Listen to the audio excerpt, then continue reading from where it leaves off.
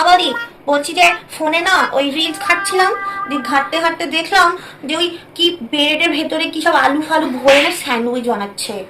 তো ওই স্যান্ডউইচ না কি আছে আমাকে একটু বানিয়ে দেবে? তুমি তো ওই সব কি সব ওই বিদেশি খাবার ফাবার খুব ভালোভাবে জানো, তো বানিয়ে দাও না। এত বড় ধামড়া মেয়ে হয়েছিস, তুই নিজে একটু বানিয়ে খেতে পারছিস না? তো দাদা তোমাকে বিয়ে করে এনেছে কি করতে? শুধু কি বসে বসে খাওয়াবে আর তুমি কি ফোন ঘাটবে নাকি? একটু বানিয়ে দিতে পারছো না? এই শোন, তোর দাদা না আমাকে ভালোবেসে বিয়ে করে এনেছে। তোদের এই চাকরগিরি খাটার জন্য আমাকে তোর দাদা বিয়ে করে আনেনি। দেখতে আমার মা যদি মেয়ে পছন্দ করে আনতো না, তাহলে আমার জন্য সব বানিয়ে দিত, তোমার মতন এরকম কথা শোনাতো না। ও বাবা, তাই নাকি? ভাগ্যিস তো দাদা আমায় পছন্দ করে এনেছিল। আমার জায়গায় যদি অন্য কোনো মেয়ে আসতো, তাকে তো তোরা ঝিগিরি করে একেবারে খাটিয়ে মারতি। দেখি তোরও তো বিয়ের বয়স কম হলো না, তোকে কোন ছেলের মা আবার পছন্দ করে নিয়ে যায়।